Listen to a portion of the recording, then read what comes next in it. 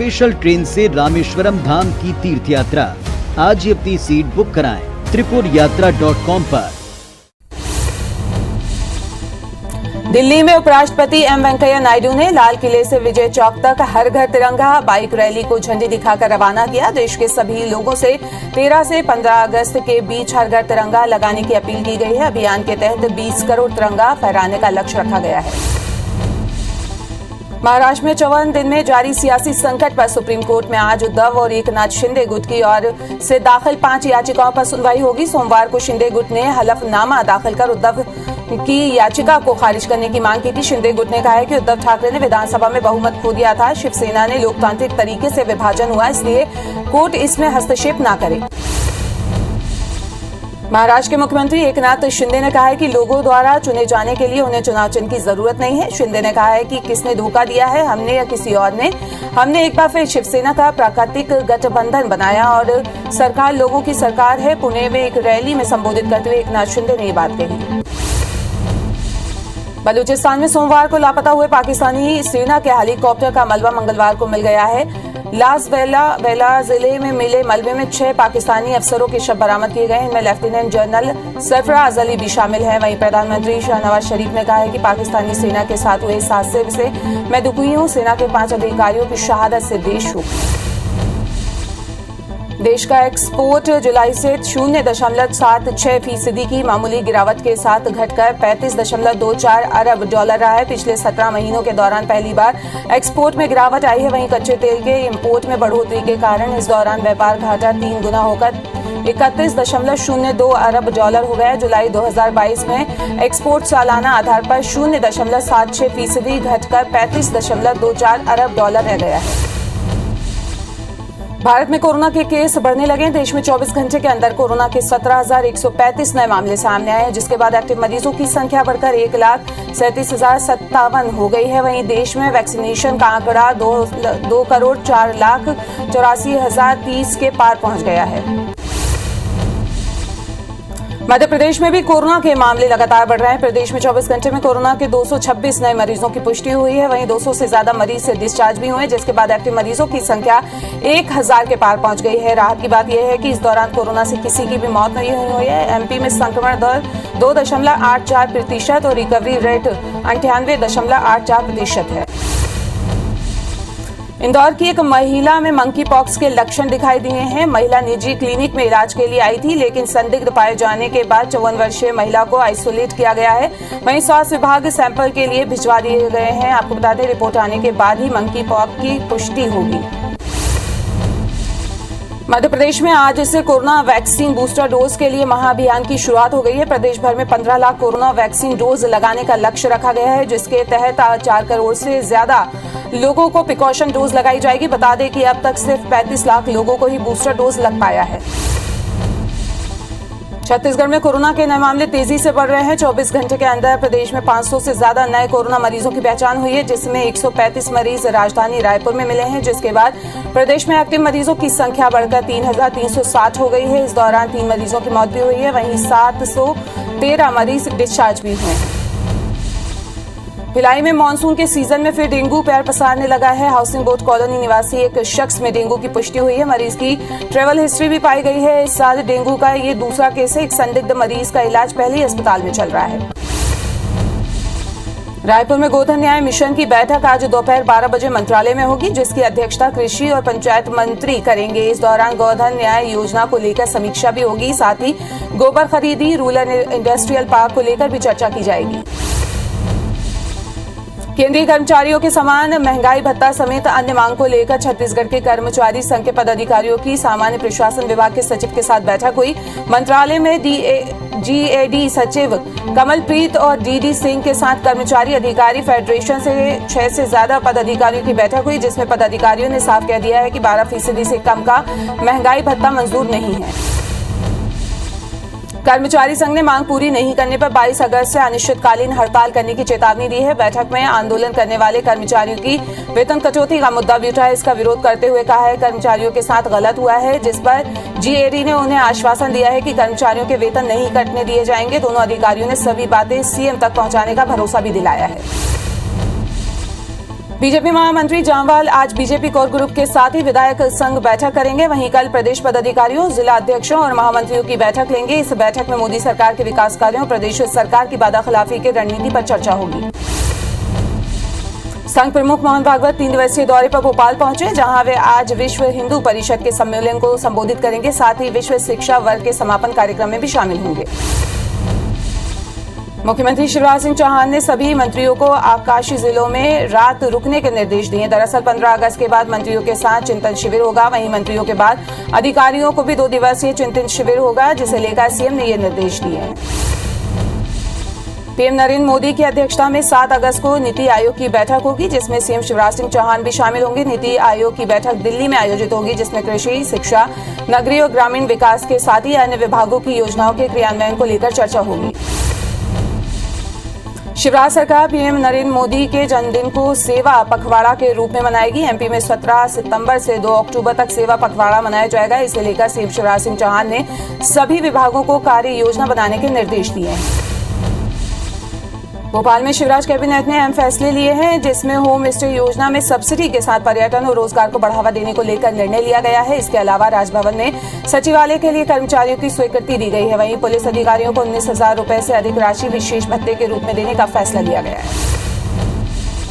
राजधानी भोपाल में 15 अगस्त के बाद मंत्रियों और अधिकारियों के साथ ही 2 दिवसीय चिंतन शिविर आयोजित होगा, जिसमें मंत्रियों के स्टाफ को प्रशिक्षण देने की व्यवस्था भी सुनिश्चित होगी। इस शिविर में आगामी चुनावों के मद्देनजर रणनीति तैयार की जाएगी। बीजेपी के हर घर तिरंगा अभियान को लेकर चुनौती देते हुए कांग्रेस विधायक अब फ्री में तिरंगा वितरण करेंगे। साथ ही स्वतंत्रता सेनानियों की तस्वीरें भी निःशुल्क देंगे। आपको बता दें कि बीते मंगलवार से ही बीजेपी ने मुख्यालय में तिरंगा विक्रय केंद्र की शुरुआत की थी, जहां 10 रुपए से 1,000 रुपए तक की कीमत के तिरंगे बेचे जा रहे हैं। ग्वालियर में कांग्रेस के बागी और निर्दलीय पार्षदों ने बीजेपी का दामन थाम लिया है। निर्दलीय पार्षद दीपक बाथम ने बीजेपी ज्वाइन कर लिया है। ऊर्जा मंत्री प्रद्युमन सिंह तोमर ने दीपक को बीजेपी की सदस्यता दिलाई। मध्य प्रदेश में ग्रीष्मकालीन मूंग और उड़द एमएसपी पर खरीदी जाएगी। 8 अगस्त से 30 सितंबर तक मूंग और उड़द की खरीदी होगी, जिसके लिए प्रदेश में 741 उपार्जन केंद्र बनाए गए हैं। भोपाल में ओंकारेश्वर फ्लोटिंग सौर परियोजना के लिए कल अनुबंध होगा। सीएम शिवराज सिंह चौहान की मौजूदगी में अनुबंध साइन किया जाएगा। 600 मेगावाट की परियोजना के चरण में 278 मेगावाट क्षमता के लिए अनुबंध होगा। सरगुजा में सूखे के हालात का जायजा लेने अफसर फील्ड पर उतर गए हैं। कलेक्टर कुंदन कुमार ने लुंड्रा इलाके का दौरा किया। साथ ही किसानों से यहां उन्होंने बातचीत की और स्थिति का आकलन भी किया। बता दें कि सीएस ने फील्ड पर जाकर नजरी आकलन के निर्देश दिए थे। सरगुजा संभाग में बारिश नहीं होने की वजह से सूखे के हालात बन गए हैं। वहीं विधायक ने भी इस इलाके का दौरा किया।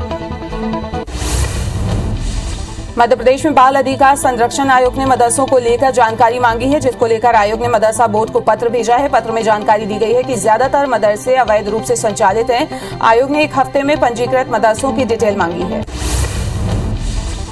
खरगोन दंगा मामले को लेकर बड़ा खुलासा हुआ है। दंगे का मास्टरमाइंड शमीउल्लाह कांग्रेस पार्षद का बेटा निकला। वार्ड 16 से शमीउल्लाह की मां ताहिरा कांग्रेस की पार्षद है। आरोपी पर दंगों से पहले 9 आपराधिक प्रकरण दर्ज थे। वहीं आरोपी का भाई भी दंगों के आरोप में गिरफ्तार हो चुका है। खरगोन दंगे में खुलासे के बाद गृह मंत्री नरोत्तम मिश्रा ने का बयान सामने आया है। नरोत्तम मिश्रा ने कहा है कि कांग्रेस का चरित्र सामने आ रहा है। हम पर कांग्रेस सवाल उठाती है। कांग्रेस ऐसे ही लोगों को पालती पोसती है। खरगोन दंगे मामले में पुलिस ने एक और फरार आरोपी को गिरफ्तार किया है। पुलिस ने फरार आरोपी समीर उर्फ झंडा को गिरफ्तार किया है, जिस पर 10,000 का इनाम था। विशेष टीम ने देर रात आरोपी को अरेस्ट किया। बुरहानपुर में एक खालिस्तानी आतंकी को गिरफ्तार किया गया है, जिसकी जानकारी गृह मंत्री नरोत्तम मिश्रा ने दी थी। गृह मंत्री ने बताया कि पुलिस ने लंबे समय से फरार आरोपी को गिरफ्तार कर लिया है। पूछताछ करने के लिए पुलिस बाहर से भी आ सकती है। आरोपी ने पहले भी खालिस्तानियों के लिए हथियार सप्लाई किए थे। जबलपुर में new life multi speciality hospital में हुए अग्निकांड पर सीएम शिवराज ने सख्ती दिखाते हुए सीएमएचओ डॉक्टर रत्नेश कुरारिया और जबलपुर नगर निगम के फायर सेफ्टी ऑफिसर को सस्पेंड करने के निर्देश दिए हैं। बता दें कि सीएम शिवराज ने ये निर्देश जबलपुर में जिला प्रशासन और स्वास्थ्य विभाग के अधिकारियों के साथ वीडियो कॉन्फ्रेंसिंग में हुई बैठक के दौरान दिए। मुख्यमंत्री ने न्यू लाइफ हॉस्पिटल में हुई घटना को दुखद बताते हुए अधिकारियों को निर्देश दिए कि दोबारा ऐसी घटना न हो पाए। इतना ही नहीं, सीएम ने न सिर्फ जबलपुर बल्कि पूरे मध्य प्रदेश के सभी अस्पतालों की जांच के निर्देश भी दिए हैं और कहा है कि अनियमितताएं पाई जाती हैं तो लाइसेंस तत्काल रद्द किया जाएगा। जबलपुर अग्निकांड के बाद कार्रवाई के लिए सीएमएचओ दफ्तर में जारी 52 निजी अस्पतालों की सूची में सीएमएचओ ने कार्रवाई में यू टर्न ले लिया है, साथ ही सूची को रद्द कर दिया है। सीएमएचओ का कहना है कि जांच के लिए अस्पतालों को अलग से नोटिस जारी करेंगे। उन्होंने कहा है कि सीएमएचओ दफ्तर में जारी अस्पतालों की सूची गलत है। अस्पताल अग्निकांड में 8 लोगों की मौत के मामले में new life multi speciality hospital का लाइसेंस रद्द कर दिया गया है। संभागायुक्त वी चंद्रशेखर ने लाइसेंस को निरस्त किया है। इस दौरान उन्होंने कहा कि स्वास्थ्य विभाग में इंस्पेक्शन अमले पर की गई कार्रवाई जारी रहेगी। शहर के 136 में से 28 अस्पतालों ने फायर एनओसी नहीं ली है। जबलपुर हॉस्पिटल अग्निकांड पर पीसी शर्मा का बयान सामने आया है। उन्होंने बीजेपी को कौरव सेना बताते हुए कहा है कि कौरवी ने प्रदेश भर में ऐसे लक्ष्य बना रखे हैं, आरोपियों पर हत्या का केस दर्ज होना चाहिए। भिलाई के रस्तोगी कॉलेज की एक छात्रा की फूड पॉइजनिंग से मौत के मामले में प्रशासन ने एफआईआर दर्ज कराई है। कॉलेज के डायरेक्टर शशांक रस्तोगी और हॉस्टल प्रभारी मणिकलाल राठौर के खिलाफ नामजद रिपोर्ट दर्ज की गई है। बता दें कि सप्ताह भर के भीतर एक कर रस्तोगी कॉलेज की 65 छात्राएं फूड पॉइजनिंग की शिकायत के बाद हॉस्पिटल में एडमिट हुई थी। भिलाई के रस्तोगी कॉलेज में फूड पॉइजनिंग मामले को लेकर कॉलेज प्रबंधन पर एफआईआर के बाद हाईटेक अस्पताल पर भी प्रशासन की गाज गिरी है। नगर निगम ने हाईटेक हॉस्पिटल के खिलाफ नोटिस जारी किया है, जिसमें बड़ी संख्या में अस्पताल में भर्ती की गई कॉलेज छात्राओं की जानकारी छिपाने का जिक्र करते हुए 3 दिन में जवाब देने को नोटिस भेजा गया है। भिलाई नगर निगम प्रशासन ने नोटिस का जवाब नहीं देने पर हाईटेक अस्पताल का लाइसेंस निरस्त करने की चेतावनी दी है। अस्पताल प्रबंधन को टीए अधिकारियों ने कहा है कि इसकी सूचना अस्पताल प्रबंधन ने न तो नगर निगम को दी थी और न ही जिला प्रशासन को। अगर वक्त रहते इस मामले को पता चलता तो स्थिति गंभीर होने से पहले समस्या को सुलझा लिया जा सकता था।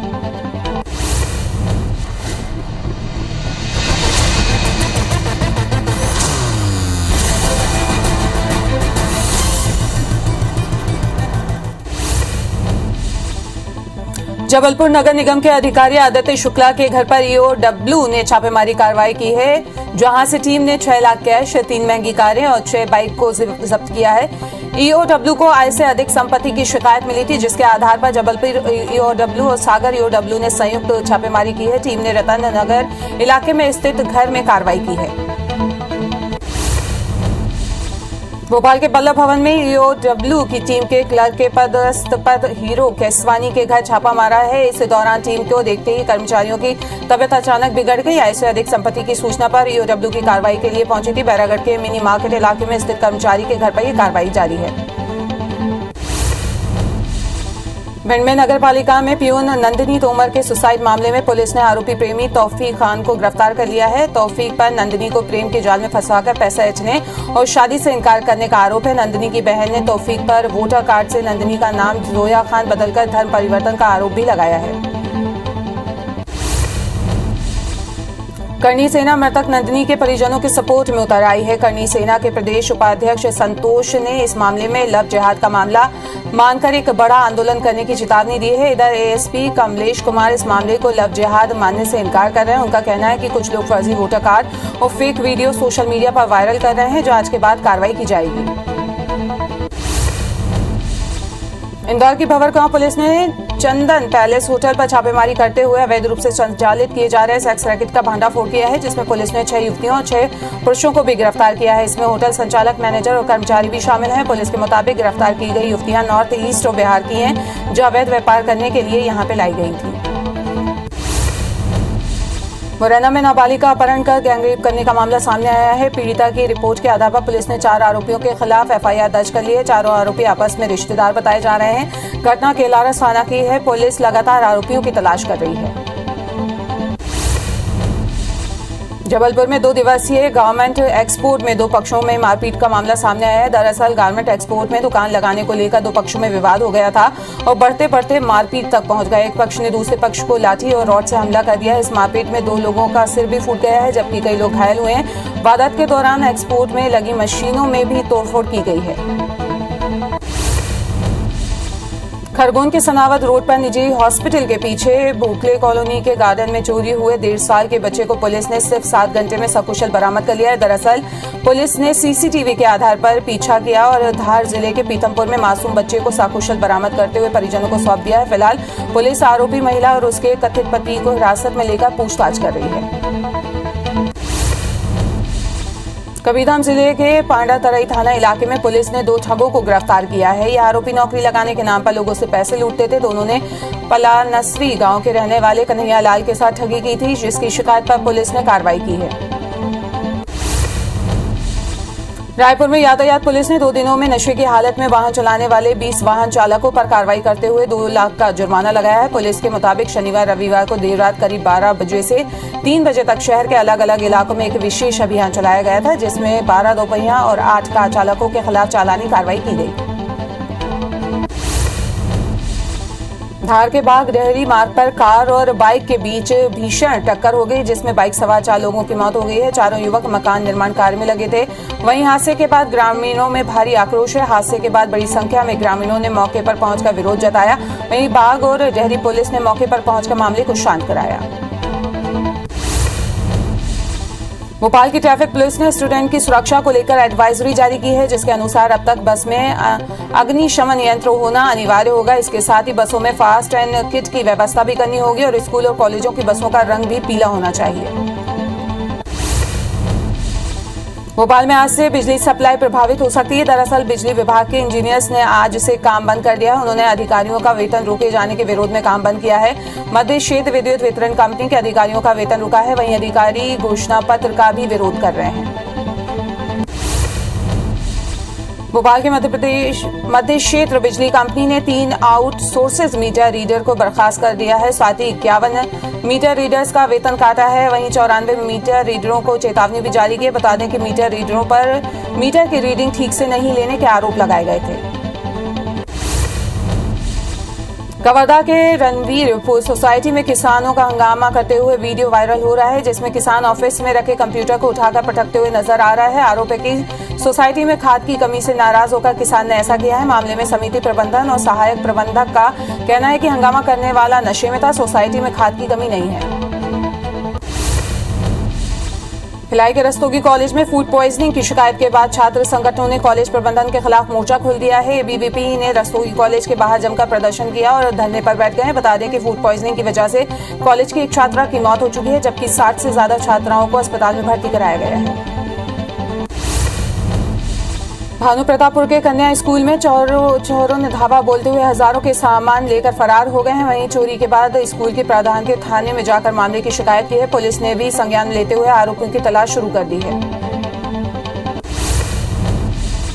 जांजगीर चांपा जिले के 4 थाना क्षेत्रों में हुई 11 चोरियों का खुलासा पुलिस ने कर दिया है। मामले में 3 आरोपियों को गिरफ्तार किया है। मुख्य आरोपी खरसिया थाने की कस्टडी में फरार था। तीनों आरोपी 8 लाख का जेवरात लेकर बरामद हुए थे। साथ ही 8 मोबाइल, 2 बाइक और 30,000 कैश भी जब्त किया गया है। ग्वालियर में बुंदेलखंड एक्सप्रेस के इसी कोच में अचानक आग लग गई है। झांसी में ग्वालियर आने के बाद यार्ड में ट्रेन खड़ी थी और इसी दौरान उसमें आग लग गई। वहीं घटना के बाद रेलवे टीम ने आग पर काबू पा लिया। बताया जा रहा है कि इवन कोच के एक कैबिन में शॉर्ट सर्किट की वजह से आग लगी थी। खरगोन जिले के घलकांका चौकी क्षेत्र की एक टायर फैक्ट्री के अंदर रबर से भरे एक ट्रक में अचानक आग लग गई। आग लगने से रबर सहित पूरा ट्रक जलकर खाक हो गया। हादसे के बाद ग्रामीणों ने घटना की सूचना पुलिस को दी, जिसके बाद दमकल की टीम मौके पर पहुंची। तब तक ट्रक खाक हो चुका था। वहीं आग कैसे लगी यह अभी तक स्पष्ट नहीं हो पाया है। जांजगीर चांपा के हासोद थाना इलाके में 3 साल का बच्चा खेलते पानी के टब में गिर गया, जिससे वो 70% तक झुलस गया। वहीं घटना के बाद बच्चे को जिला अस्पताल लाया गया, जहां से उसे बिलासपुर रेफर कर दिया गया। पन्ना में जिला अस्पताल का वीडियो वायरल हो रहा है। वीडियो में स्त्री रोग विशेषज्ञ रुपए लेती हुई नजर आ रही है। बताया जा रहा है कि डॉक्टर स्वर्णिमा उपाध्याय ने परिजनों से रुपए लिए थे। वहीं मामला सामने आने के बाद सिविल सर्जन ने कार्रवाई की बात कही है। कबीरधाम जिले में अस्पताल की खामियों को लेकर स्वास्थ्य विभाग एक्टिव हो गया है। शिकायतें मिलने पर स्वास्थ्य विभाग ने जिला स्तरीय टीम भेजकर संचालित क्लिनिक की जांच की और अनियमितताएं पाए जाने पर 3 संस्थाओं पर कार्रवाई की। पुराने हाईकोर्ट बिल्डिंग में अटल यूनिवर्सिटी के नए बिल्डिंग से शिफ्ट होने के बाद अब वहां आत्मानंद स्कूल खोलने की मांग तेज हो गई है। बिलासपुर में युवा कांग्रेस ने कलेक्टर और पर्यटन अध्यक्ष को मांग पर सौंपकर पुराने हाईकोर्ट बिल्डिंग में आत्मानंद स्कूल खोलने की मांग की है। सिंगरौली जिले में संचालित सीनियर अनुसूचित जाति कन्या छात्रावास में बच्चों ने मोर्चा खोल दिया। छात्राएं हॉस्टल की शिकायत होकर कलेक्टर के पास पहुंच गई। छात्राओं का आरोप है कि जाति विशेष के कारण उनको परेशान किया जा रहा है। हॉस्टल में साफ सफाई के साथ खाना भी बिना स्वाद का मिलता है। सुकमा पुलिस को नक्सल मोर्चे पर बड़ी सफलता मिली है। 2010 में हुए तारमेटला नक्सली हमले में शामिल नक्सली कमांडर हिडमा के बटालियन के सदस्य दंपति ने सरेंडर कर दिया है। दोनों शासन के पुनर्वास नीति में से प्रभावित होकर मुख्यधारा में आने का फैसला लिया है।